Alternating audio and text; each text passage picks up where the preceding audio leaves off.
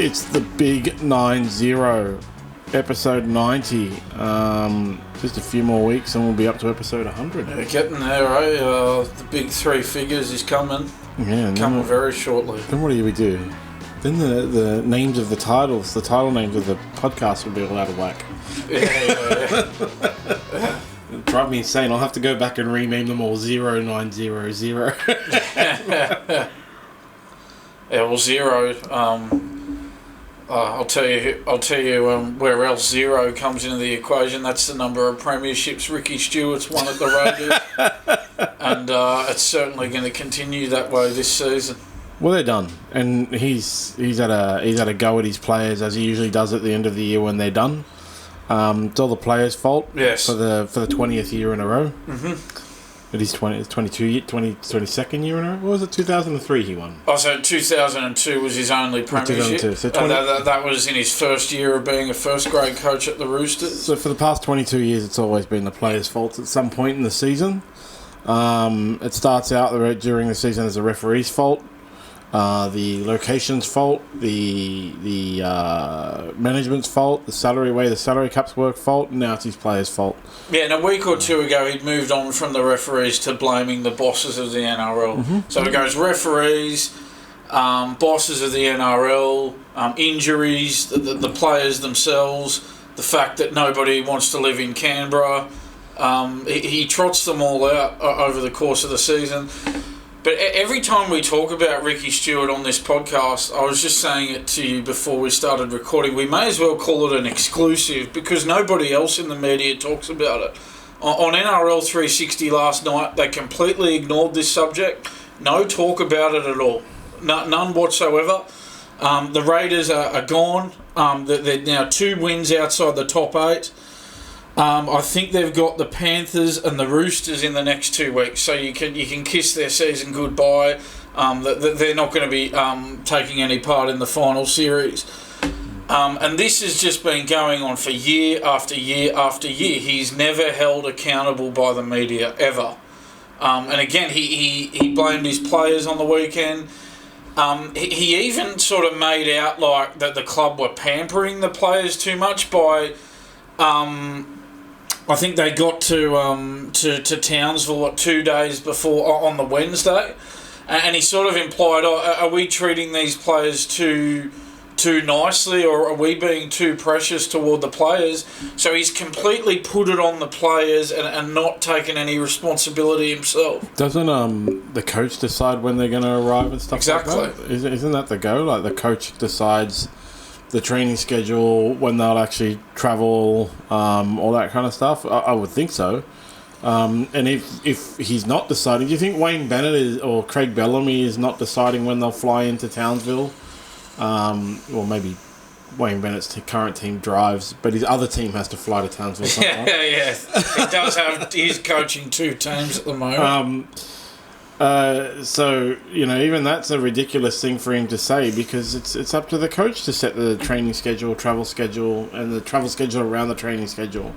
They got pumped 42-4. 42-4, and the Cowboys even took key players off in the last 20 minutes.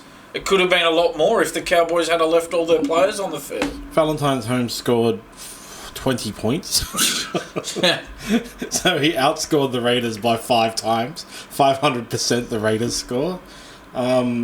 It's just Ricky Stewart. And yeah, it's the player's fault, never his fault. As you said, Raiders are gone. They've got the Dragons in the last round, and it's going to be a write-off match for sure. There's no way they're going to beat the Panthers or the Storm. Storm have pretty much have locked up the minor premiership now. They might rest some players and stuff like that, but they're still gonna pump the Raiders. Yeah, well, they're 2. So the Dragons, with that win over the Titans, they're alone in 8th spot now. The Dragons, second time in 3 weeks. Yeah, you'd be happy with that. Well, it's the second time in 3 weeks. It's the Bulldogs doing everybody the favour by, 2 weeks in a row beating the 8th place team, putting it back to where it was 2 weeks ago. Yeah, that's right. Anytime we're there to help.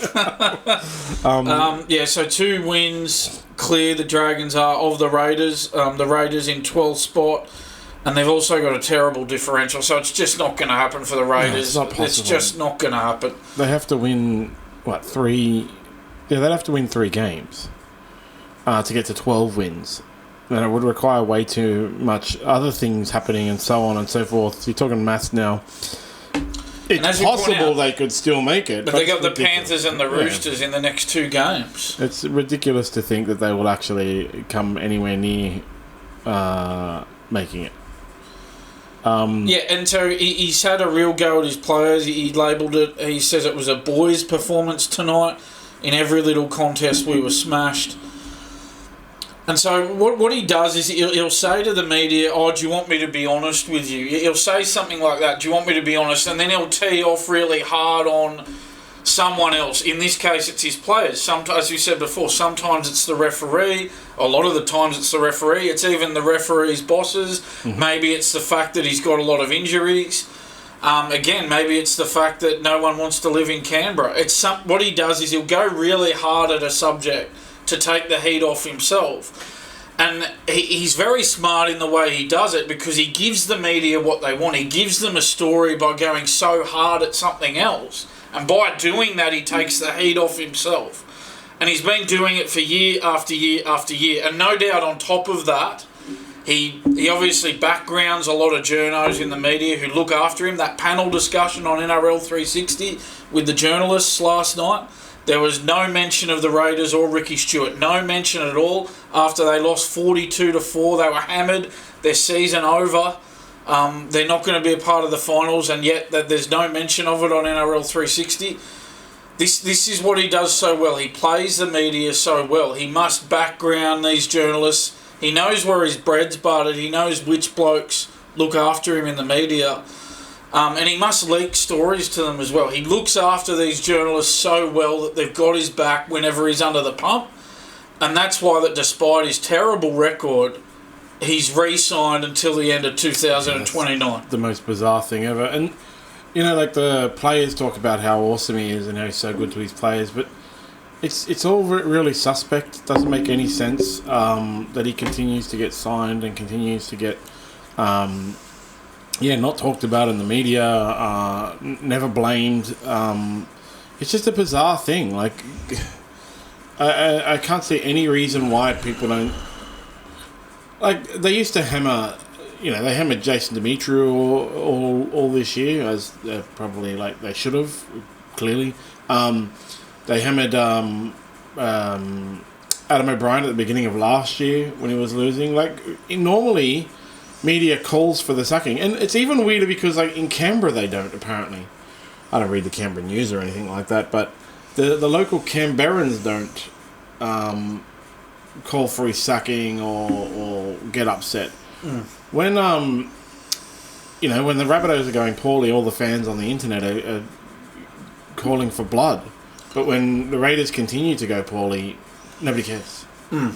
Well, why don't... And that's the thing, I talk about NRL 360, not mentioning it. It's not just them, it's all media. Nobody talks about this. We're the only ones who talk about it. As I say, it's an exclusive to us.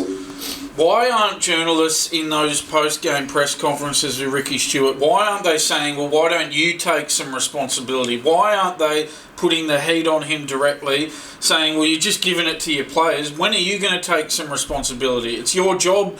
If preparation's an issue, if he's talking about, we got up here on Wednesday and had 2 training sessions before the match, well, that's on him. As you pointed out before, that's his job to get that right. You can't really be blaming the players for that. It's also his job to make the players not play poorly. That's his job. His job is to prepare them properly, and they played so poorly. And it detracts from... Look, the fact is the Raiders playing so poorly detracts from the fact that the Cowboys played so well. Cowboys have... They did too, yeah. They're in the 8. They're confirmed. They've won 13 now. Mm. They still have a bye to come as well. They do, yes. So if anything, we've probably undersold what... I think everybody's undersold what the Cowboys have done this year. They have the same number of wins as the Bulldogs. They've got a bye up their sleeve. I think you just mentioned that. Yeah, so... that's the thing. If you give them their 2 bye points, well, they're level with the Bulldogs on points. And people have talked a lot about the Bulldogs. That's to be expected. But Yeah, I think we've got to give the Cowboys their dues here. It's been a good hit back from them this year. Yeah, and they've snuck in kind of under the radar with no one talking much about them at all. But they're going really well. I expected them to go very poorly because of all the contract sagas at the beginning of the year, and I actually expected them to go really poorly this week over the Valentine Holmes thing, because the news about Valentine Holmes signing with the Dragons was actually that, the news that came out, who knows how much truth there is in it in today's day and age, but when he actually did go back to stay the extra year, that he was basically told they can't afford him, and that's why he's got to go. It's solely a salary cap thing. And Jason Tomalolo was offered the chance to take a pay cut to retain Valentine Holmes and didn't. That's the story. As I said, you don't know what the actual truth of anything is. That could have been a Ricky Stewart leak story. Yeah. But there's that whole thing, and they're still going well. My old thing I always say, the teams always say we don't pay attention to what's happening off the field, and usually they go poorly. Cowboys have been all over the news, mainly about player dissatisfaction and contract stuff, and managed to get into the 8. So they're locked in. They're done. They've won 13. They're definites.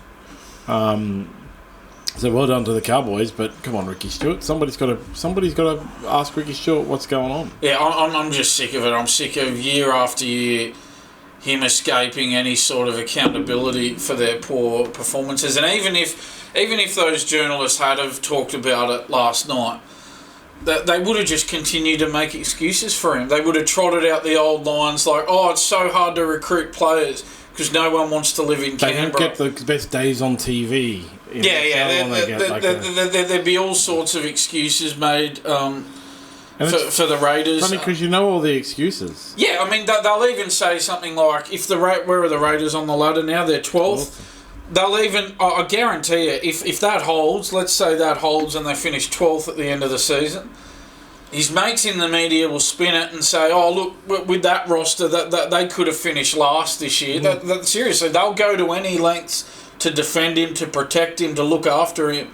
The reality is that Ricky Stewart is a koala bear. He's a protected species in the media. I like that. That's a soundbite. That might be one of those little snippets. Yeah, for sure. Well, yeah,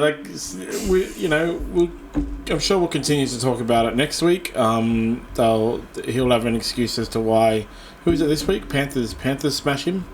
Yeah, I think it's the Panthers then the Roosters. I'll just double check that. Yeah, it's the Panthers in Canberra on Saturday this week, and then in round 26, it is the Roosters at Allianz in Sydney. So, their season's done and dusted. Yeah, but moving on to the continuing Latrell Mitchell, yes. white powder. I can't even really see any white powder clearly in that photo, by the way. I just see some white stuff.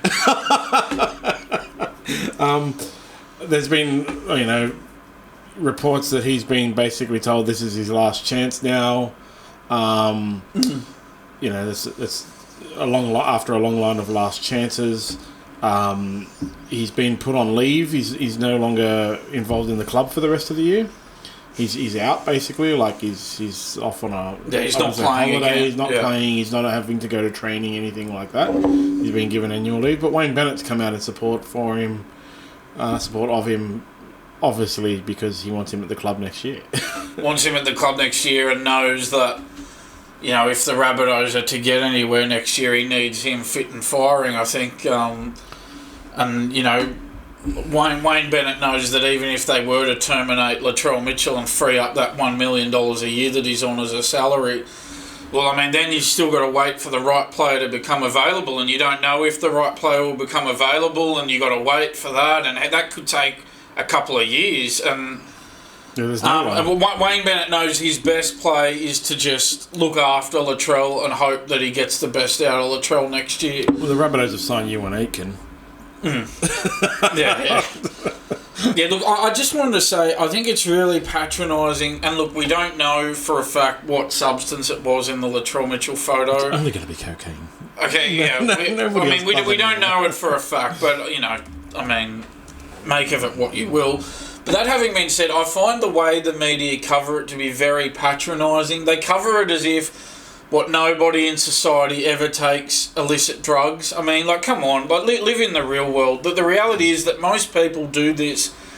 He was in the privacy of his own, of where he was staying. Yeah, he was in the privacy. None of us would know about it if that lowlife didn't take a photo of it and leak it. Exactly. So it's just he's not harm. These are not. It's not a. If it is illicit drugs, they're not performance enhancing. He's not harming anyone else. Stop covering it in such a patronising way, as if nobody ever in the history of mankind has ever taken illicit drugs. Most people take them. I've never taken them, but most people do take them, and that's ridiculous. Just the reality. I've talked about it at length. We talked about it with Mitchell Pearce last week. I hate it so much. Like, just get over it. Honestly, they need to start living in the real world. These people, and people who criticise Latrell Mitchell for it and stuff like that, they're also like just stupid because like their friends or their family members or something. Nobody, as you said, most people have tried illicit drugs. Nobody in the world has 0 people in their life that have taken drugs. You know, nobody. Every single person. So all these people criticising Latrell Mitchell and stuff like that. Yeah. Like, go and criticise your friends or family or kids or parents or whatever that undoubtedly did. I was listening to Dennis Quaid on Joe Rogan today actually, and he was talking about, like, you know, he's about to release a gospel album. You know, he's a man of God and stuff now. Yeah. Like, staunch conservative Republican. Voting for Donald Trump, blah, blah, blah. Yeah. He was talking about the 70s. And how because he started in Hollywood in the 70s and how he got on the cocaines. Yeah. Wait, come on, man. Doesn't matter who you are. You have somebody in your life that is... And I think I've mentioned it to Mitchell Pearce. Like, you have Brandon Smith, you had the Panthers players that everybody accused of being off their chops. You got Latrell Mitchell, you know, there was whoever else. That's such a minimal amount of people. There's undoubtedly a bunch of other dudes in the league that do the same thing and just aren't having knobs take photos of them. And this is a game where there's players who have beaten up women who have been allowed to stay in the game. And what people are going to get all high and mighty about possibly some illicit drugs? Like, come on, like, seriously? He's not harming anyone else. Yeah. As I said, the only people who should be upset are the Rabbitohs because it'll affect his performance on the come down. He's not even training right now. You know what it'll affect? It'll affect his injury recovery. Exactly. So it's going to hinder him. You know, it's not just not performance enhancing; it's a hindrance on his performance. Oh, yeah. That having been said, though, there is a but with this conversation, and the but comes not because of this incident, but because it's the last of a long line of incidents with Latrell. And I'm just going to take you through a statistic that I came across. So these are the games that Latrell's played in each season in his NRL career. And this was when he was at the Roosters. So in 2016 at the Roosters, played 24 games. 2017, 23 games. 2018, 24 games. 2019, 25 games. Those last 2 years the Roosters won the premiership, of course. Now, since he's got to the Rabbitohs, his number of games each year has reduced significantly due to injuries, due to suspensions, due to incidents like this one. 2020, 14 games. 2021, 17 games. 2022, 17 games. 2023, 16 games. 2024, you just mentioned it a second ago, he's not going to play again this year. Only 11 games this year. He's on a $1 million a year salary. I think if Wayne Bennett wasn't coming next year, the Rabbitohs would be seriously thinking about ripping his contract up. And you couldn't blame them. There's no way they're getting value for money with him on a $1 million a year salary, with him playing so little football for so many years now with South Sydney. Well, he'd go back to the Roosters, right? Yeah, well, isn't it amazing how at the Roosters he's playing full seasons? He joins the Rabbitohs. He barely gets on the field for half a season. Roosters are a lot more disciplined and have a lot less off-field dramas and stuff, you know. I think it's come down to that. Like, Trent Robinson is not the kind of guy that allows that kind of nonsense, and Latrell Mitchell couldn't get away with anything, and then he's gone to the Rabbitohs and he is, you know, Sam Burgess highlighted it. Is even while Wayne Bennett was there, obviously he's gone through a whole bunch of stuff. Like Sam Burgess highlighted it. He gets special treatment. So that's a good point. The culture of South giving him a lot of leeway may have allowed this to happen. Have they facilitated this? The only way you'd know, it's a funny thing, like this is statistical analysis of things. The only way you'd know is if he went to another club. Like that's it. You can't change they've changed coaches and they have the same thing. No, he had Wayne Bennett there. Yeah, he was coached by Wayne. Yeah, he was. Yeah, until and then Wayne Bennett got him to a grand final in 2021. Yeah, but he didn't play very many games. Like he played a reduced number of games and he had controversy and stuff. So he's gone from the Roosters where he didn't have any issues to the Rabbitohs where he's had ongoing constant off-field dramas, on-field suspensions and injuries. If he went to another club, regardless of who the coach is and stuff like that, then you would know if actually it's the Rabbitohs pampering of him.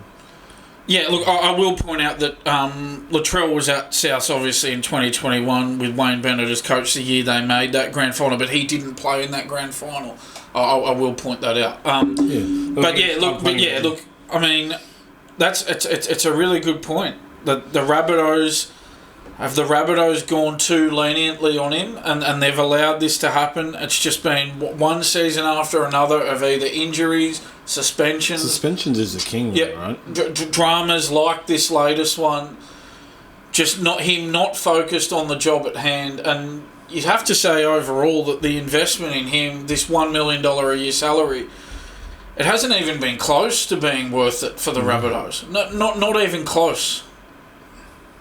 You're putting $1 million a year into a player, as I've said a few times, that player really needs to be getting you into the finals on that sort of money.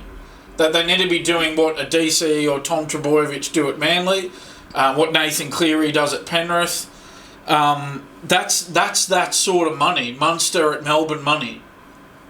Yeah, 100%. It's bizarre. Well, it's not even bizarre. It's just, as I said, the only way to really test the theory is for him to go to another club. It's like...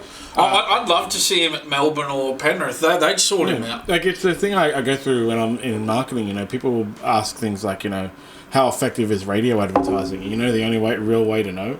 Run ads on the radio for a period of time, 6 to 12 months, and then stop running your ads on the radio and see. But it's such a risk. Like, you can't do it in marketing. Really, it's the same as the one I always use is that Coca-Cola sign that used to be at King's Cross. Like, why was it there for so long?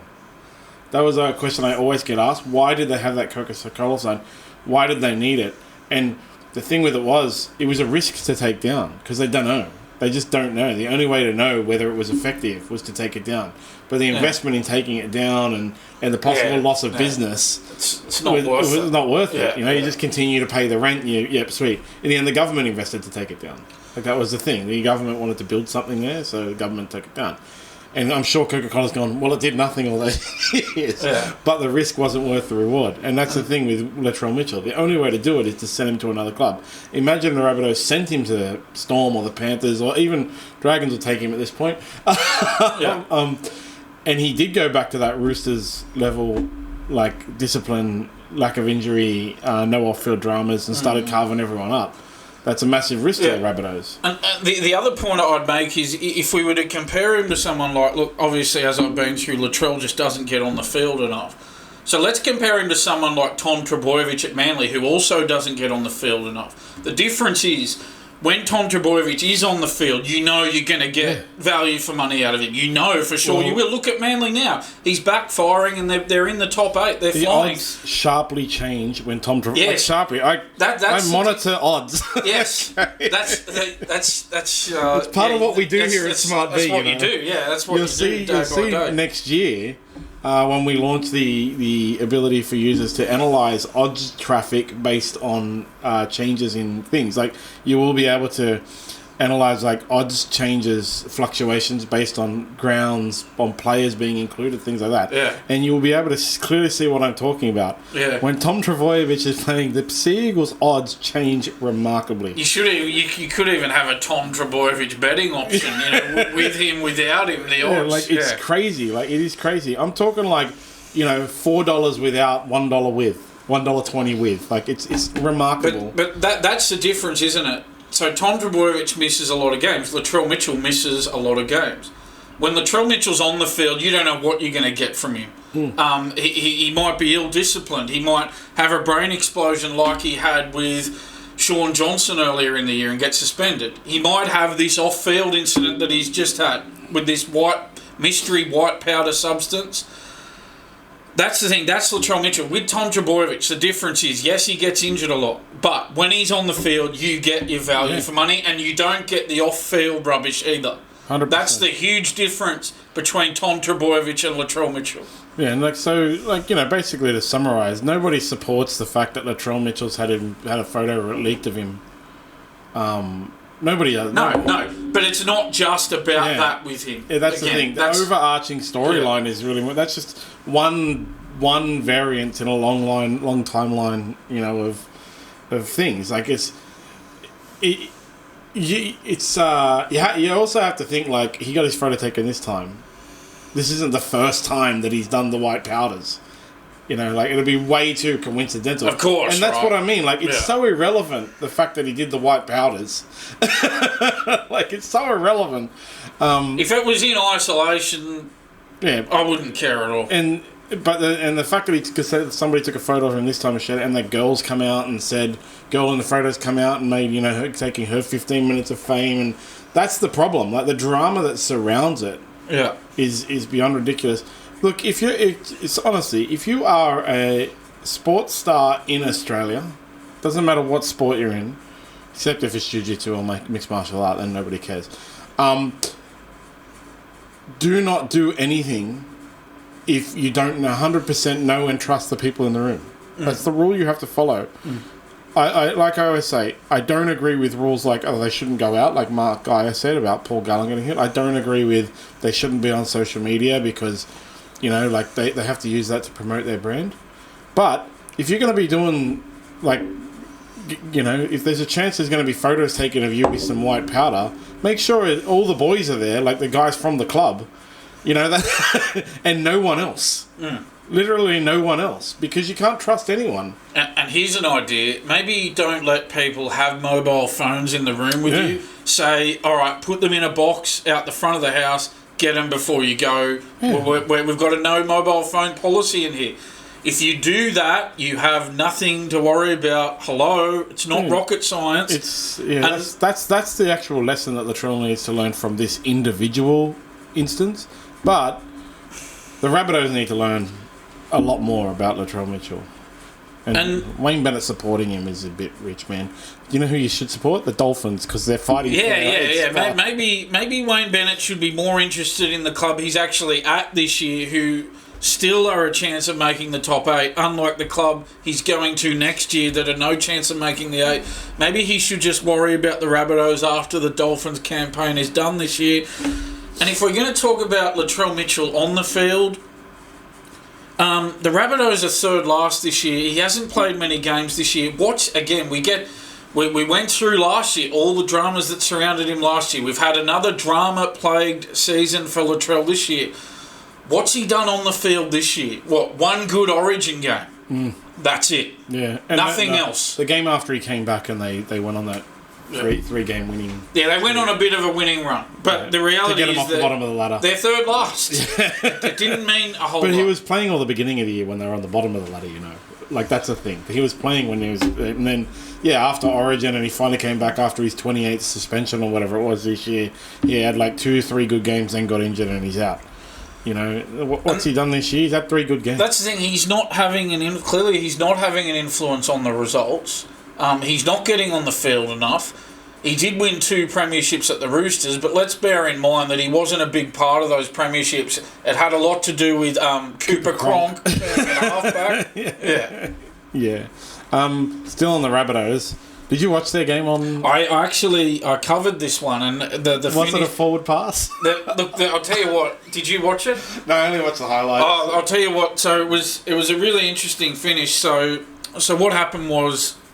The Tigers won 18-16. Screwed my tips. Thanks, Tigers. Yeah, so what happened was the the Rabbitohs scored a try. I think it was Damien Cook scored a try with 2 minutes to go to get it back to 18-16 to the Tigers, right? And as the Rabbitohs were charging downfield, pushing for the win towards the end of the game, they literally threw a pass that went literally 5 metres forward, the Rabbitohs, and the referee missed it. That was in the lead-up. Then later in the set, they threw a much less forward pass, a very marginally forward pass, that was pulled up by the referee. And what happened was the Rabbitohs actually scored a try in the last minute, and the camera went onto the coach's box, and the coaching staff were doing cartwheels, handstands, cheering, jumping for joy. It was as if they'd won the grand final. All they would have done, even if it was given a try, is beat the team that's coming last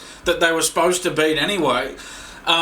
But anyway, it was called back for forward pass, and then you should have seen the glum look on their face after they realised that the try had been disallowed. Was it a forward pass though? Because I looked at it. It was. I think very slightly it was, but gee whiz, if the earlier one was let go, but two wrongs don't make a right. Yeah. I think it was the wrong. I think it was the right decision, that forward pass. But how the referee Belinda Sharp, how she missed that earlier forward pass, I have no idea. That's not the same instance of when it's like one is a forward pass that's not called and one is not a forward pass that is called. That's the thing. If it's two forward passes and one is missed, it's just an inconsistency in like catching. Two touch judges.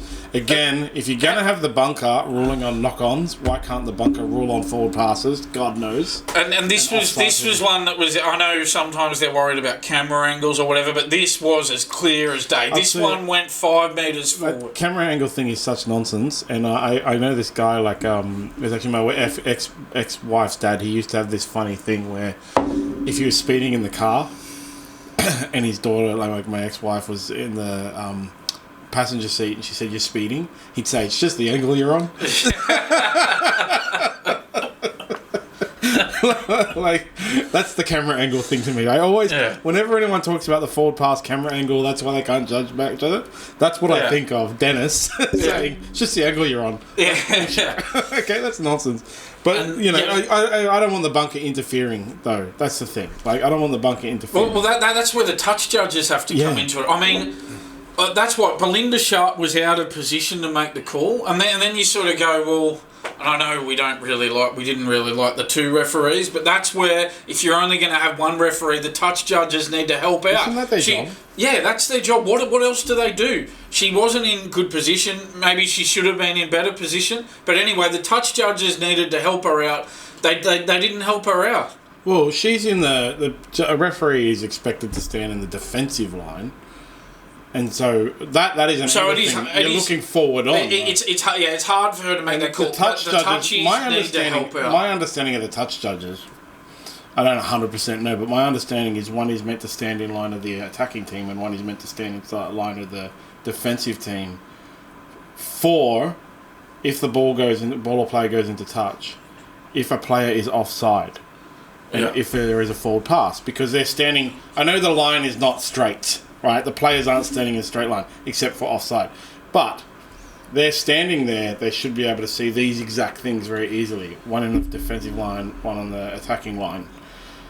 So that's their job. That's my understanding. Like, I've watched Rugby League for 30, 40 years or whatever, and that's always been my understanding. The touchy's job is to judge ball or player going out, offside, and forward passes. That's their most important things. Yeah, if you only got one referee, well, the touch judges need to help out in that scenario. It's just got to happen. The referee, the on-field referee, will find it difficult because they're in the defensive line, right? So they're standing in front of the ball, or they're running away from the ball, trying to follow the player. So seeing a forward pass, I mean, they should see forward passes, but that and the offside, because even offside, for example, when a player plays the ball, they can only be looking, like when they're in the defensive line, they can only be looking one way, right? So if they're looking to the left, they're not going to see a player on the right run offside, but the touch judge is standing right there in line with them and knows they're offside. That's actually what they're for. And so you will often actually hear, and if you have refs ears, you can hear it. It is actually the touch judges that call forward.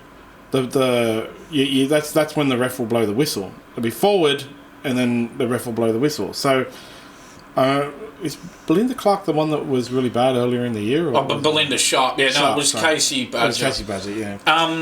I think she avoided a lot of the fact that there was another forward pass. Justice was done in the end. Because I tell you what, if there hadn't have been that last forward pass and the Rabbitohs, say that pass went backwards and the Rabbitohs scored that try and won the game, she would have been in all sorts of trouble having let that forward pass go. And I think if it had have played out like that, she would have been dropped this week for sure. I think the fact that they threw that forward pass before the try and it was disallowed saved her from the axe. Yeah, but I could never blame referees, head referees, main referees, whatever they're called, for missing forward passes because they can't use the technology to help them, and the touch judge has got to help them. Yeah, that's like I said, one of the touch judge's main jobs. They're meant to stay in line with the ball, and like. Well, what else do they do other than put their flag up? Yeah, sometimes they don't do that, or sometimes they do it when they shouldn't. Like Jared Hayne. Well, that was a bunker. Jared Hayne in Origin. More on the referees. The Sharks first night's match, which was on Sunday. Yes, Yeah, see, I didn't watch any football this weekend because this weekend wasn't insane combat sports weekend. Oh, right, yeah. There was Craig Jones Invitational, the inaugural Craig Jones Invitational on Saturday, and it was all day. It was like a 10-hour event. Yeah, right. Did you watch all of it? I watched all of it. Yeah, right. And then on Sunday, there was the Craig Jones Invitational second day, ADCC World Championships first day, and UFC 305 all on at the same time. Dude, awesome won against Adesanya. He submitted Adesanya. So I had on my I had like multiple devices going and was using a controller to highlight the commentary I wanted to watch. Man. It was insane. So I couldn't watch any football. I couldn't put another screen on it. So ADCC is also 3 mats. So in actual fact, at some point, only on Sunday, I was watching 5 screens at a time. Oh, wow. So, no football for me. That's a lot of screens to keep up with. Well, look, I did catch the end of this game, and I saw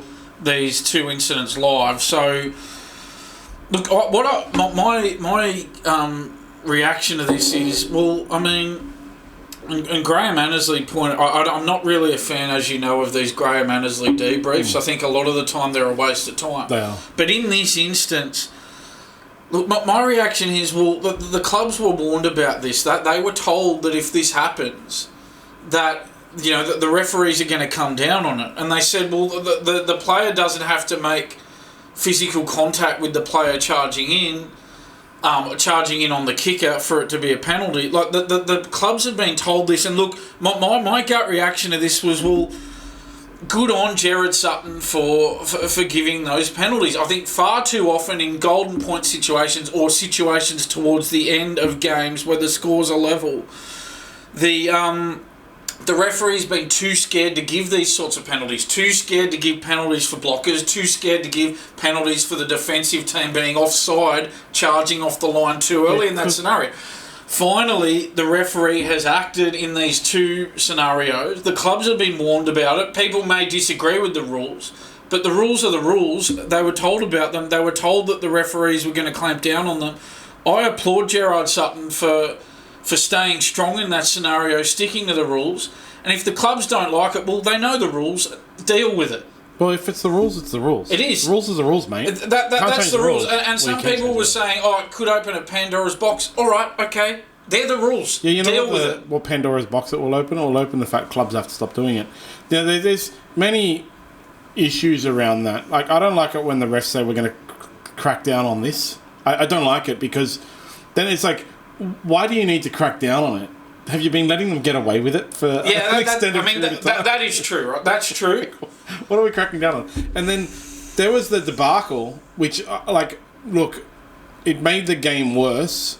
When there was a year when Todd Greenberg was in charge, where they said they were going to crack down on ruck penalties, and it made the game worse.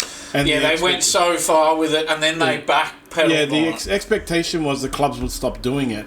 But my conspiracy theory at the time was clubs knew that the game was getting worse and fans were upset. So they kind of just pushed through it, knowing the NRL would be knowing that they'll crack, and they did crack. If you're going to do it, don't crack. I would my thought at the time was, I am happy for this short-term pain for long-term gain, actually. Yeah, all I mean, it was like 12 weeks. But, all I want is the referees to just referee to the rule book. Yeah, that's all. I don't care if they blow 80 penalties in a game. If there's 80 infringements, well, there should be 80 penalties and the in clubs, a game. Exactly. That's exactly right. I prefer, and I was a vocal supporter of them cracking down on that Todd Greenburn era that everyone was really against. Because the thing to result in is the clubs to start playing to the rules. Like, that's what I actually wanted. They should play to the rules. And yes, it was horrifying how many penalties were being blown and stoppages and stuff like that. And I think that was one of the inspirations for the 6-again ruck infringement rule. I think that was like a trickle down to that, where they were like, you know what, we can do this instead because that'll punish it. And there are less infringements in the ruck now. Apparently, but there is an infringement in every single ruck. One of the other things that they should be cracking down right now on, which Penrith are seriously notorious for exploiting, is the play the ball.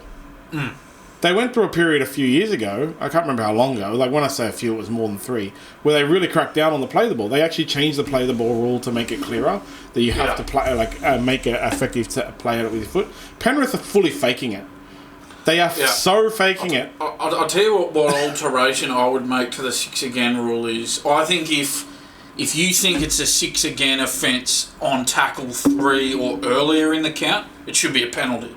Because too often I think teams like Penrith, for example, and Melbourne, they're the two best. There's no surprise they're the top 2 teams because they're the 2 best at this.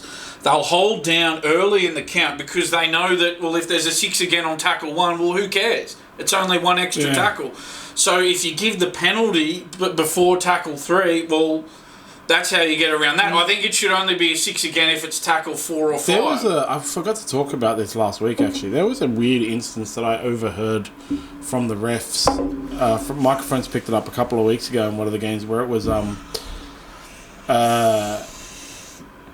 there was meant to be, somebody said like offside or ruck infringement or something, and the referee responded, it's inside the 40.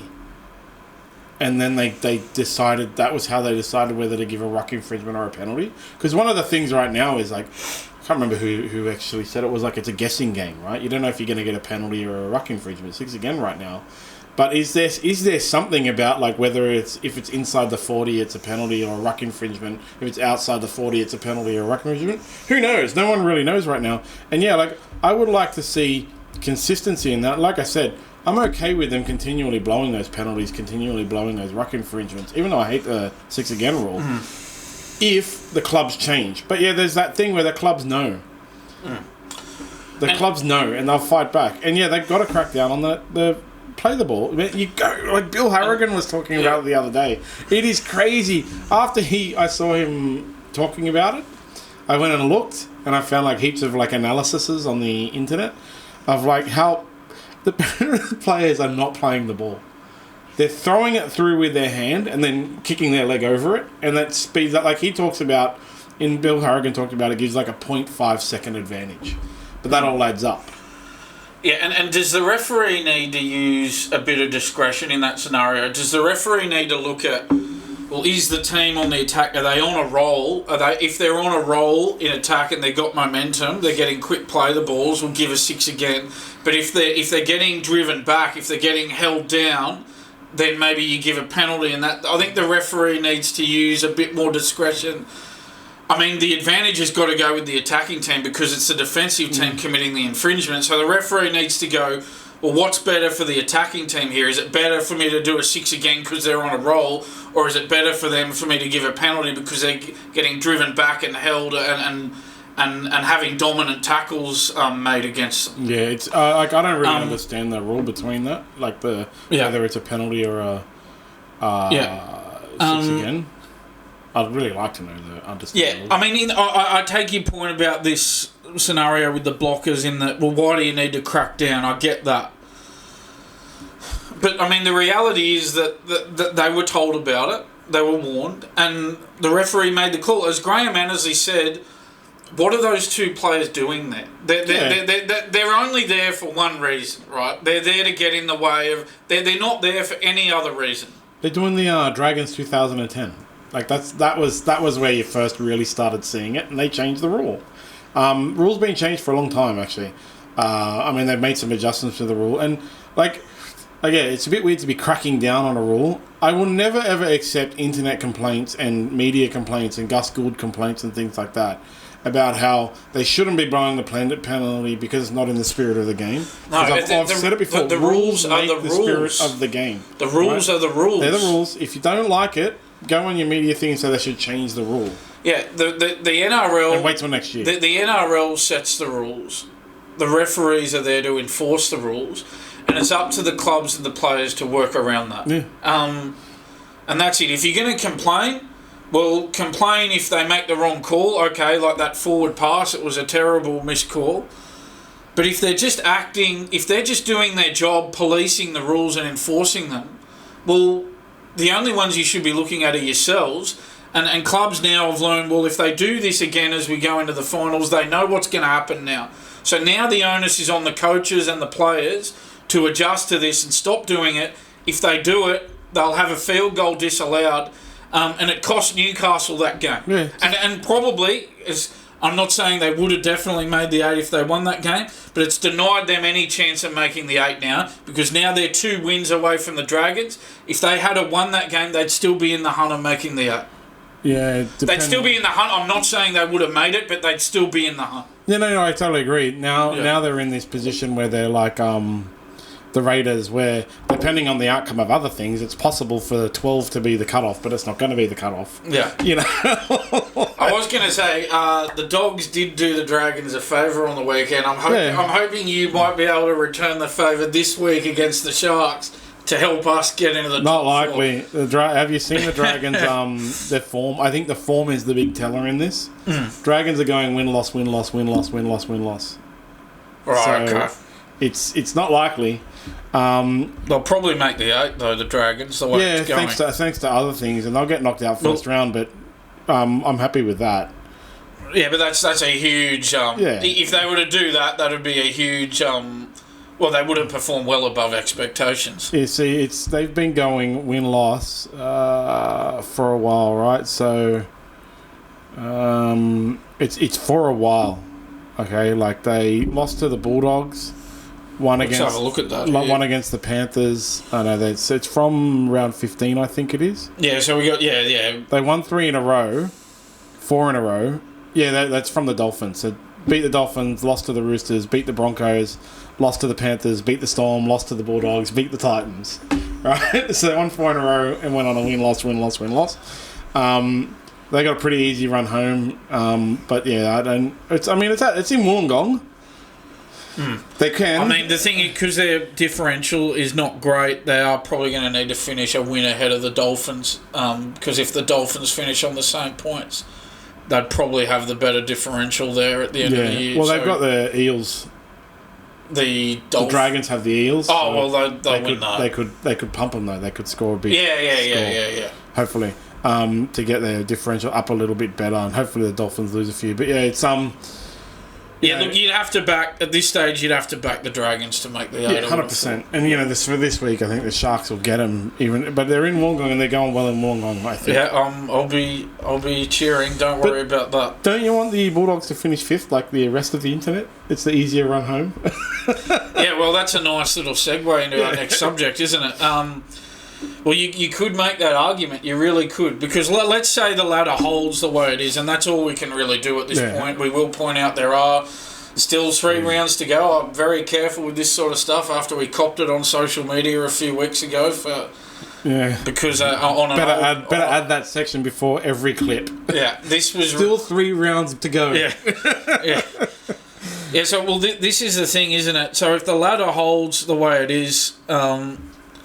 Look, I'm sorry to say, but the Bulldogs, you'd probably have to favour them to beat the Dragons 100%. If they were to play each other in the first... It'll be a home game as well, right? Yeah. Yeah, it'll be massively packed out at Accor. So that's the thing. If that were to happen, you'd have to favour the Bulldogs. But you'd also favour the Storm to just hammer the Sharks in the first week of the final. Absolutely. And so then if we were to go to a hypothetical of a Sharks Bulldogs in week 2. Tell you what, you're favouring the Bulldogs, aren't you? Where would that be? It'd be I don't think it'd be at Shark Park because I think it'd probably be. It wouldn't be at Accor because that's the Bulldogs' home ground. I think it'd probably be at Allianz. Yeah.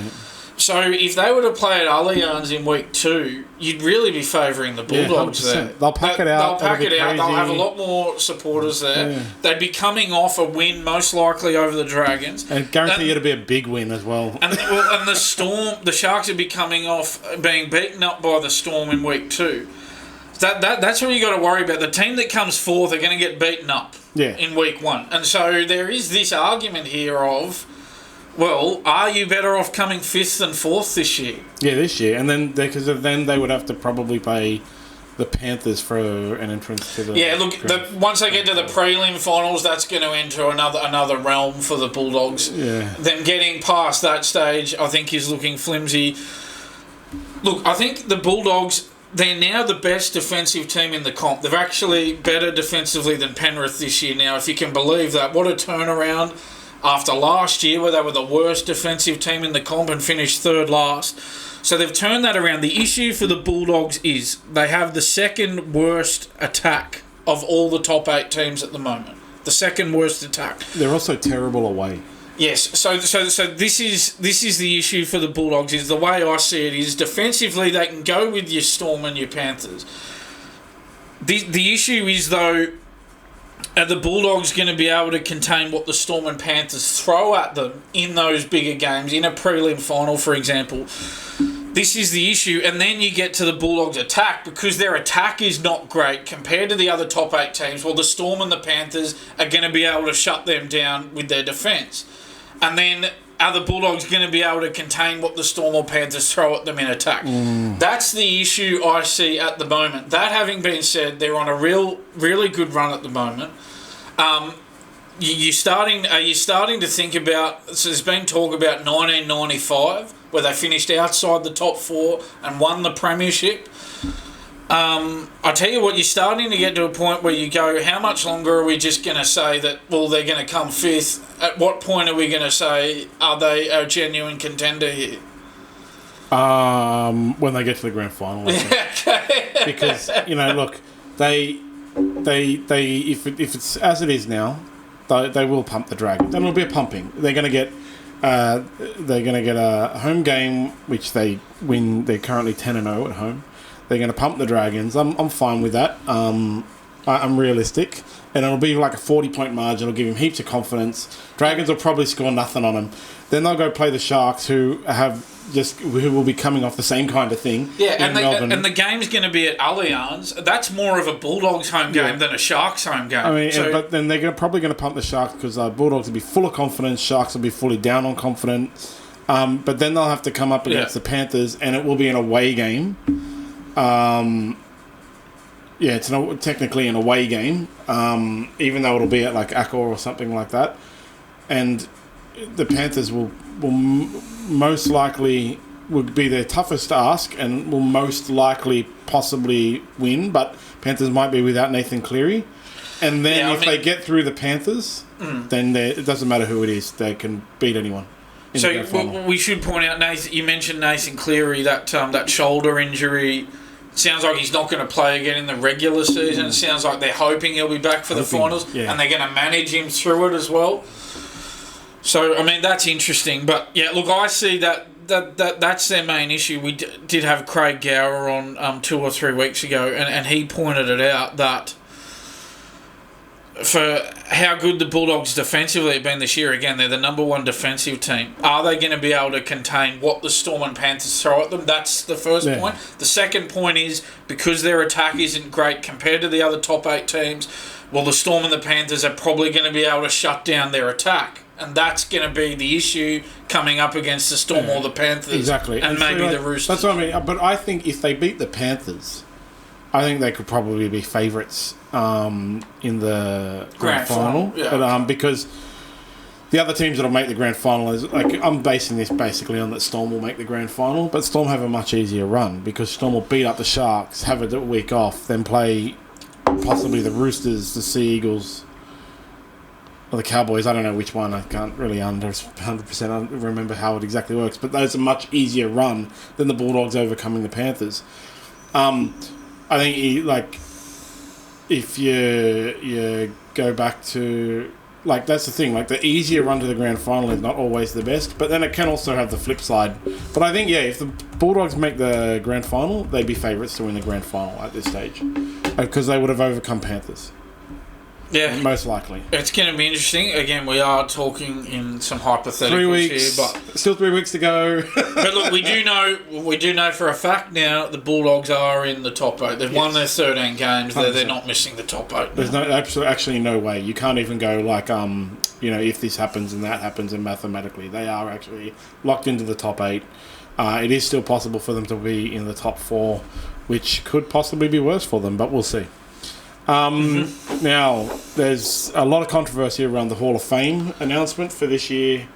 Why do they? Yes. I don't know There's why two they make main- an announcement that there's going to be Hall of Fame entries at the end of the year. Like, first of all, that's there's one point that has been talked about a lot, and we will get to that in a sec. That's the next item on our rundown. But what I put there first is what I thought was worth discussing, and I think we should touch on it. Is look, Benji Marshall being included in the Hall of Fame. Now, again, look, Benji Marshall was a great player, but this is the Hall of Fame, okay?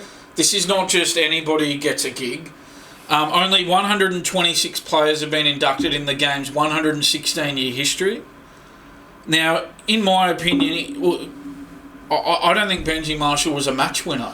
He played 14 seasons at the West Tigers. He only made the top 8 in 3 of them. And won a grand final. He did win a grand final. But does everybody who wins a grand final get to be put in the Hall of Fame? No, they don't. They do not. That's the thing. He's got that famous... But I don't really understand what the criteria is for the Hall of Fame or the Immortals. But the Hall of Fame, like, even the implication of the name, it's a hall for famous people. It's like, do you have to... Every Hall of Fame for every sporting code I follow... religiously gets a lot of criticism. Should Benji Marshall be in the Hall of Fame? He's one of the most famous players in the modern era, and he's, it was 2005. Yeah, they won. The Tigers did win the premiership in 2005. So it doesn't. It's irrelevant that they won, but 19 years later they're still using the Benji Marshall to Pat Richards flick pass as in highlight reels, and there probably will be forever. Yeah, like. What is the criteria for getting him? Because should if convert it to Billy Slater, right? Change it to Billy Slater, and imagine in a hypothetical what-if world that Billy Slater didn't do everything that he has done, but still did that State of Origin try, the chip and chase. Should Billy Slater be inducted into the Hall of Fame? Because for the rest of eternity, that's going to be a highlight reel, right? Yeah. I don't know.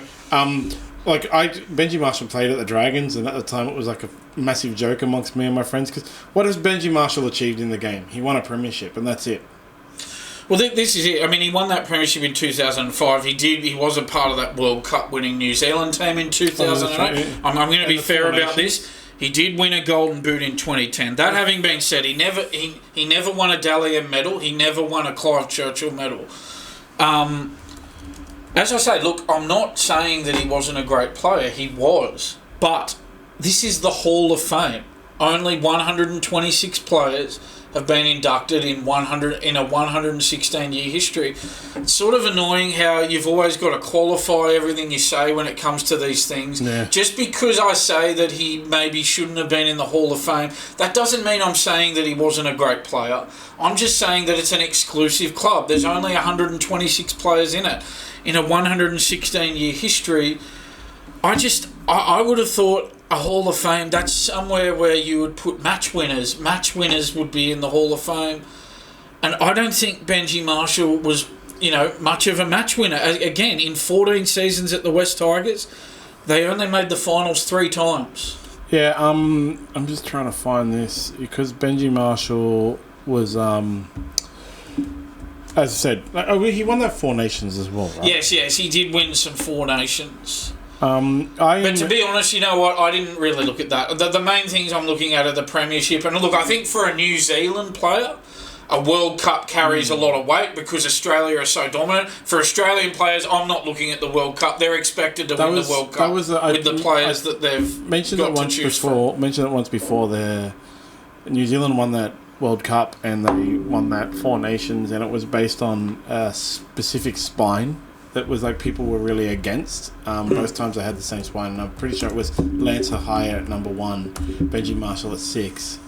Nathan Feen at 7. And everyone was like, why is Nathan Feen at 7? But if he's going to get inducted into the Hall of Fame, I'm going to have to require Jared Safi being inducted into the Hall of Fame. Because Jared Safi played in the 2010 Dragons Grand Final. Yeah. Like, just because you win a Grand Final doesn't mean you should be inducted into the Hall of Fame. Yeah, I think it was actually, he won 1 Four Nations with New Zealand in 2010. That was the one after the World Cup, yeah. And it was... Yeah. Well, a couple of years after, yeah. So, look, the way I see it is for New Zealand players, you look at World Cup wins. Yeah. You don't for Australian players because they're supposed to win the World Cup. For Australian players, you look at state of origin. That's the way that I... That's the way that I would view it. Yeah. But yeah, look, I just thought that was worth raising. It stuck out to me. I thought, look, is this really a player who should be in the Hall of Fame?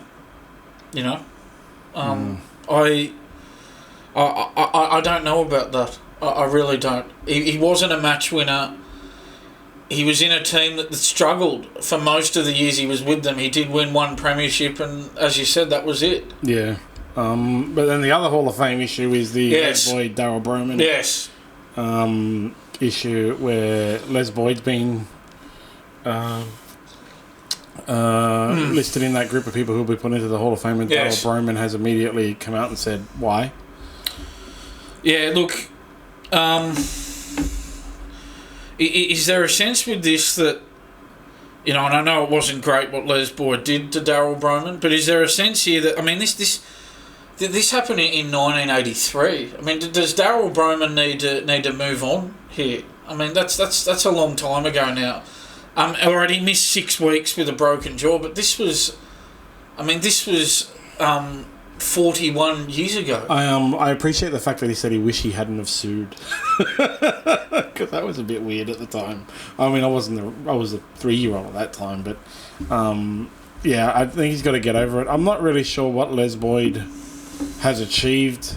But one thing I did hear them talking about last night on NRL 360 is there's actually nothing about, you know, the players' sort of suspension record counting against them with these sorts of honours. So that's not in the criteria. There's no criteria that says, oh, well, if you got a long-term suspension, you shouldn't be considered. That's not in the criteria. So, well, what are the people selecting the Hall of Fame players that's what I mean. Is it supposed to do? Is it because they're famous? What is the criteria for being selected? Well, it's just. It seems like it's just on-field performance is the criteria. But, I mean, again, Marshall's case.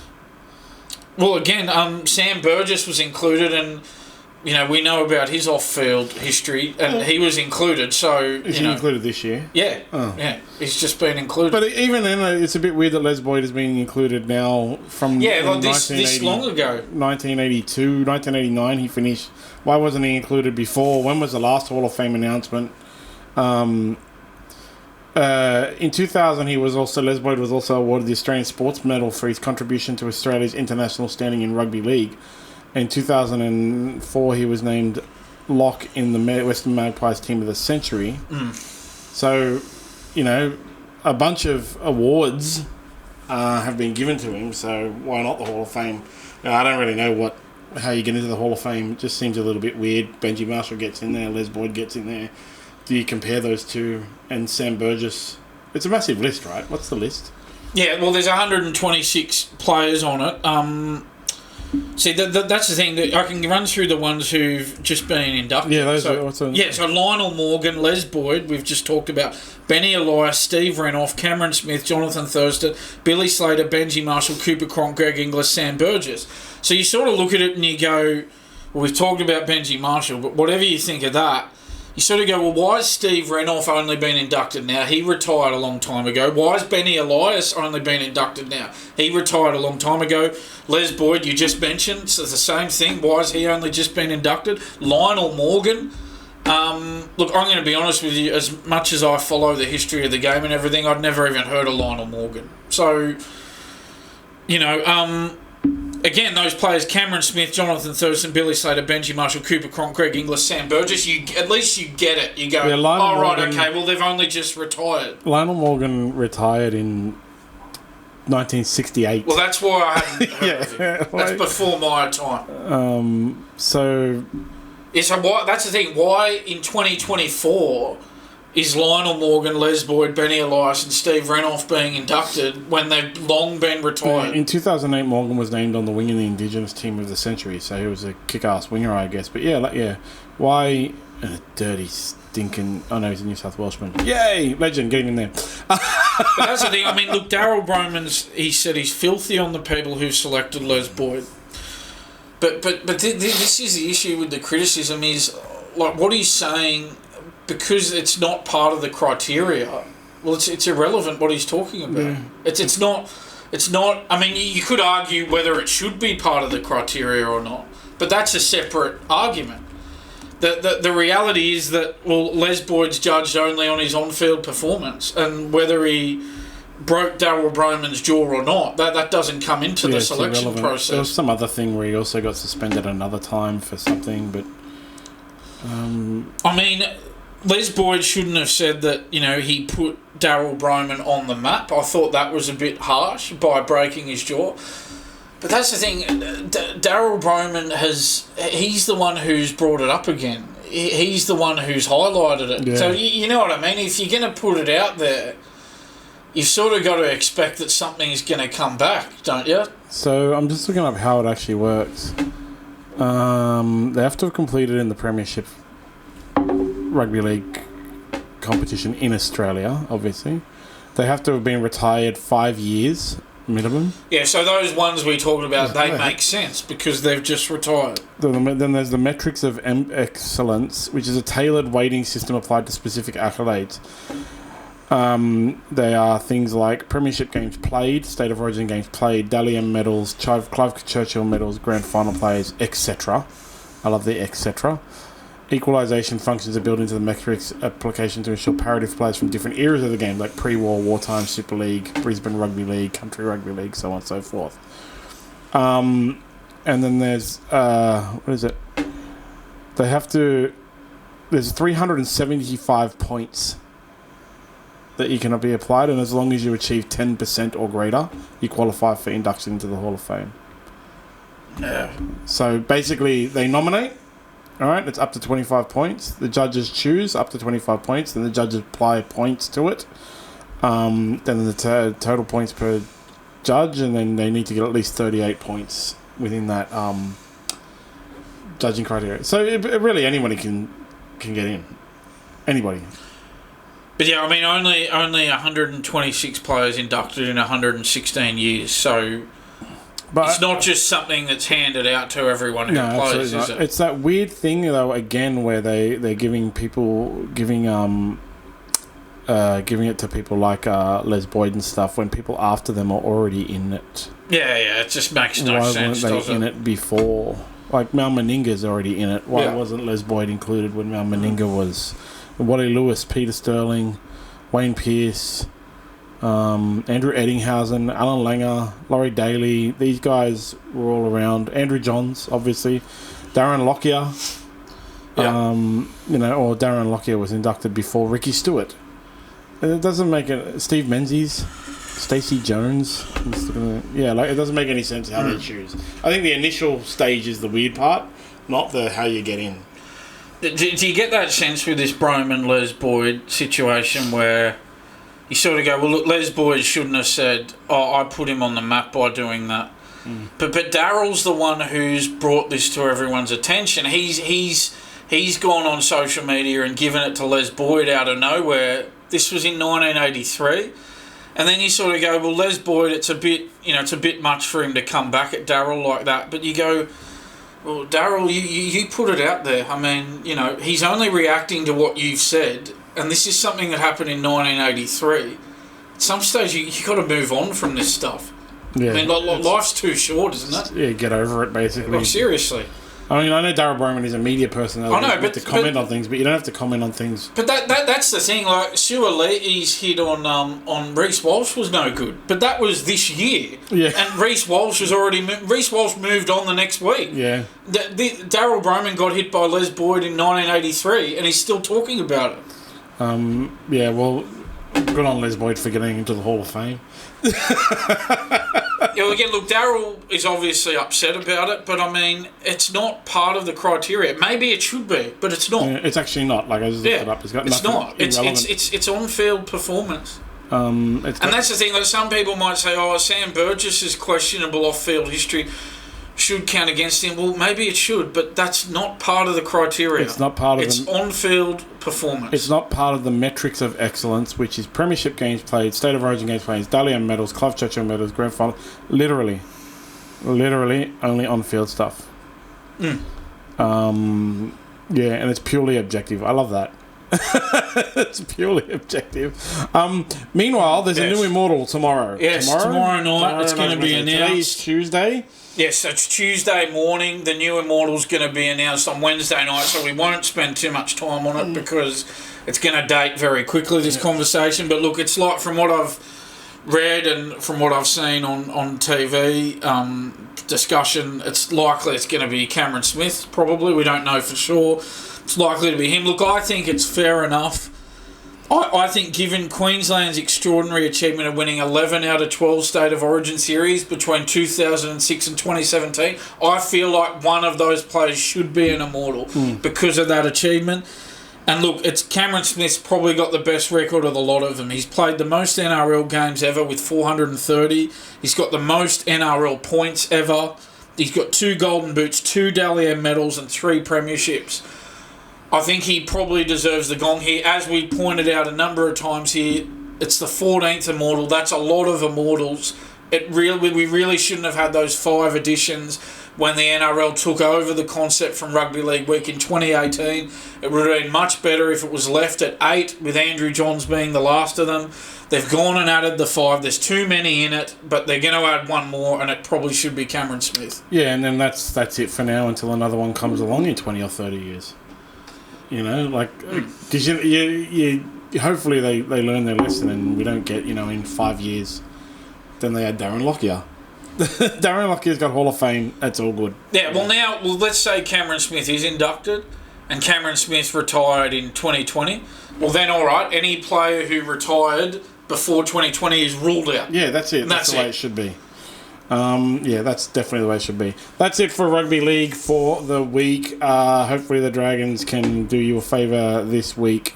Either way.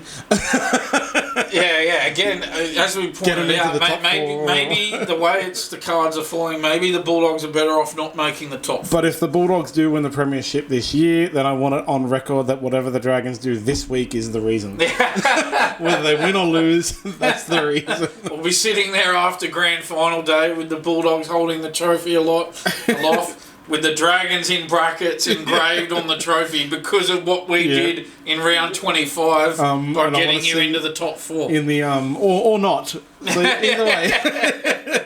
So I want to see in the thank you speeches after the match when Critter gets up and makes a thank you speech, he's got to say, and I want to thank the Dragons for round 24. But there's been a lot of fallout over the breaking. I did say, leading up to the Olympics for the past 90 episodes, every time the Olympics were brought up, that breaking is going to be something to watch. It's now been cancelled from the Olympics and will probably never be in it again. And I don't really know why, because it's generated so much discussion, so much publicity for the Olympics. Yeah, it was on Jimmy Kimmel or something like that. Oh yeah, so there was Jimmy Fallon's. Jimmy Fallon's attention. It's got Adele mentioned it at one of her concerts. Fatboy Slim, Snoop Dogg. She did a video message to everyone at the Logies. Not that anyone cares about the Logies. Yeah, what's the... But I mean, still, it's not so much that. It's just that the profile she's gotten so quickly as a result of this.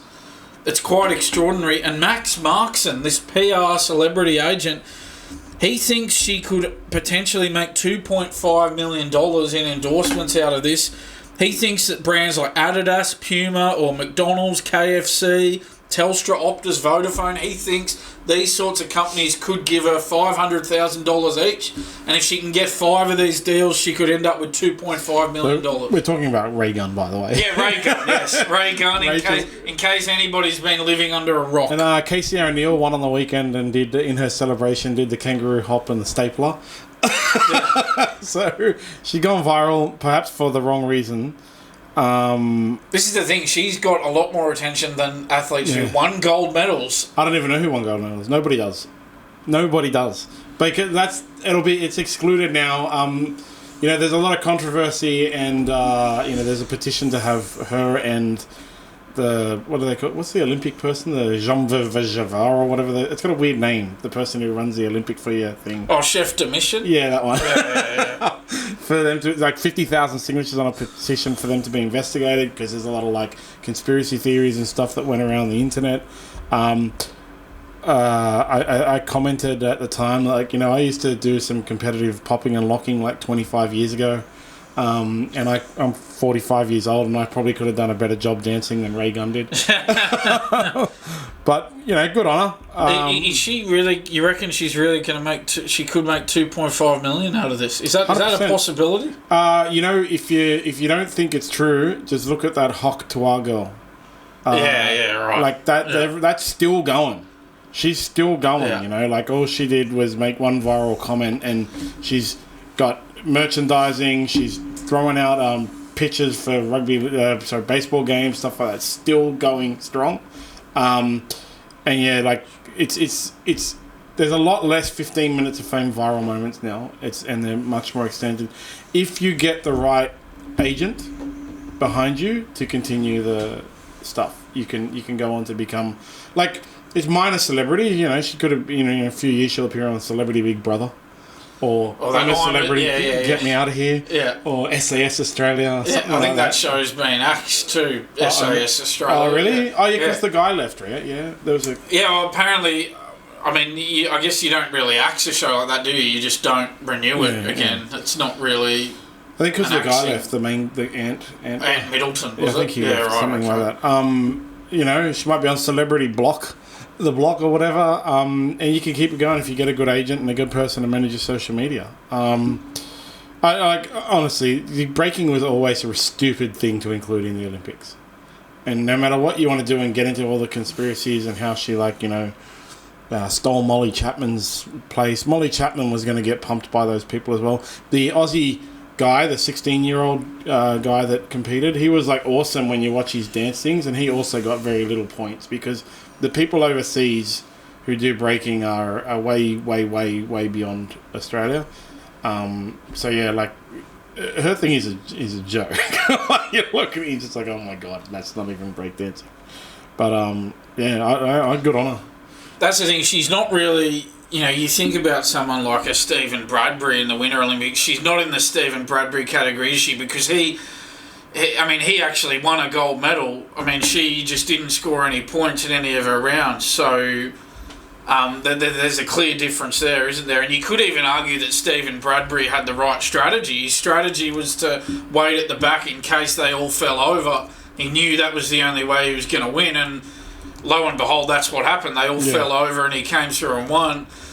But he'll forever be remembered as an Olympic champion, Stephen Bradbury, whereas Raygun will be remembered ultimately as someone who completely bombed out at the Olympics and didn't score a point. And it was pretty embarrassing, wasn't it, to be honest? My main real issue is it takes away from some really cool achievements, like the 14-year-old skateboarder. Yeah, Arisa True.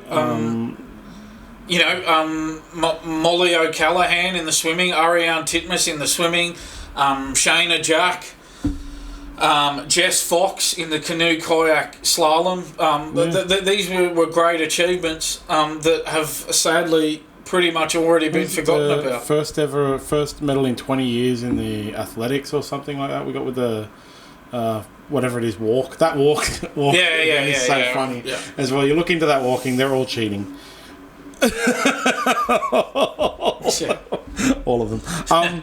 Yeah, it's, you can't have a sports podcast without talking about Raygun, but, like I said, good on her. Yeah, that's the thing. We haven't had a chance to talk about it because it happened, and then we had Mitchell Pearce on last week. So hope she makes her bag, but it's a lot of work, and she can take her 15 to now 30 minutes of fame, and depending how she goes, we'll see her on Celebrity Big Brother in a couple of years.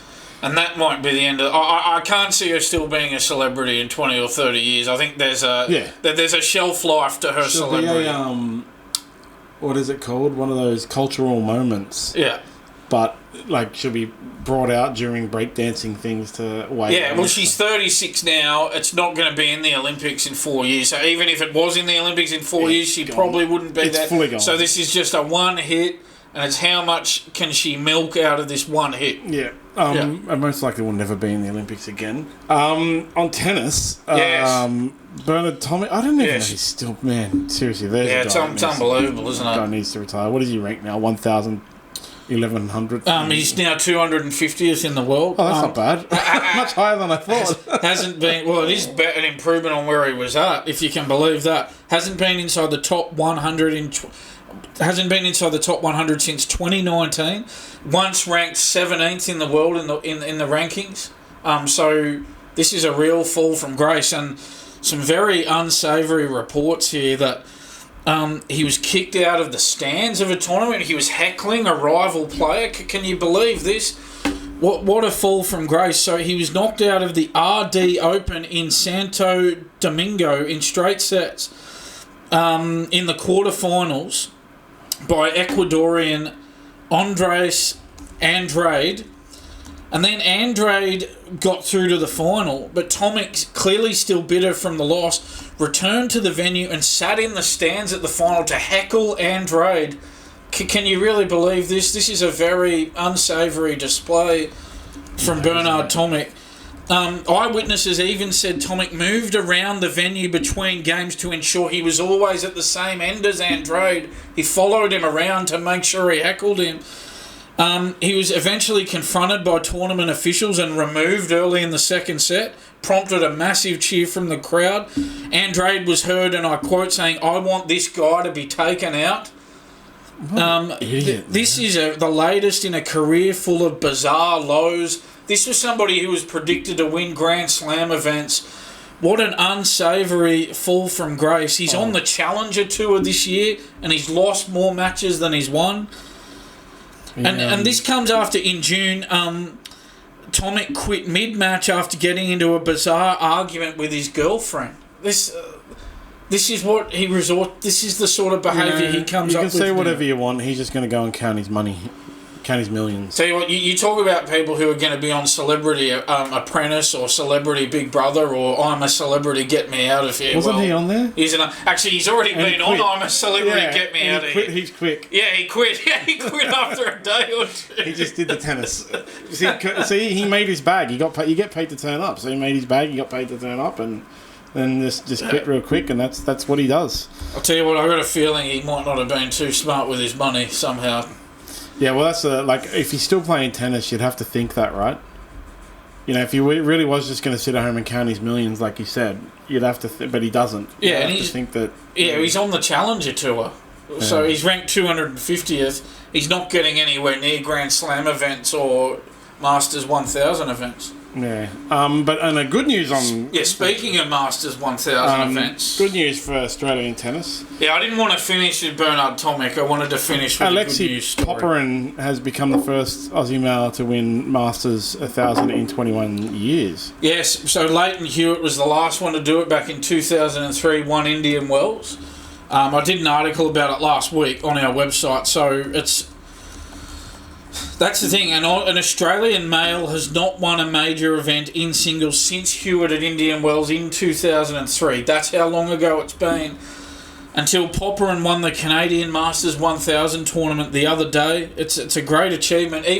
Not even Nick Kyrgios or Alex de Minaur have done this in their careers. So this is how good an achievement it was from Popperin. Of course, Leighton Hewitt, our last Australian man to win a major singles title at Wimbledon in 2002, the last Australian man to win a year-end championship in singles. That was also in 2002. So those are the significant tennis events. The three big events are Grand Slams, year-end championships, and Masters 1000. So until Hewitt in 2003 at Indian Wells, he was the last one to win any one of the three. Until Alexi Popyrin last week. Yes, last week. So well done to Alexi Popyrin. And that's a huge achievement and a huge jump in the rankings for him. He went from number 62 in the world to 23 as a result of that win. That's a huge jump, I'm not sure if he's still there this week, but he'd be close to it. If he's not still at 23, he'd be thereabouts. So don't forget to follow at SmartB app on all things social. Sign up for your tips of the day. More good things are coming, so make sure you're signed up and you get early access to all the amazing new features. Bye, everybody. Bye, Producer Chairs. Bye, Dan. Thanks, John. We'll see you next week, mate.